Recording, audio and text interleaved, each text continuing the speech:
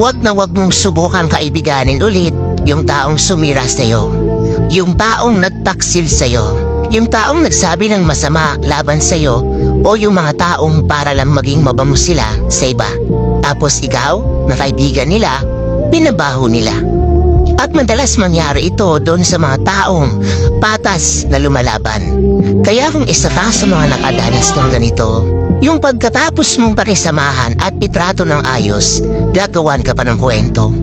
Huwag na huwag mo silang kakaibiganin ulit. Marami pang tao dyan na pwede mong makasama. Yung tao na magiging masaya kasama ka. Yung mga tao na sasabayan ka sa tabumpay, hindi hihilahin pababa. Bagkus, ipupush ka pa paitaas.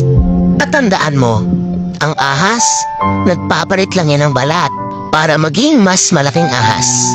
Pero, kahit ilang beses pa yan magpalit ng balat niyan, ahas pa rin yan. Real talk lang yan.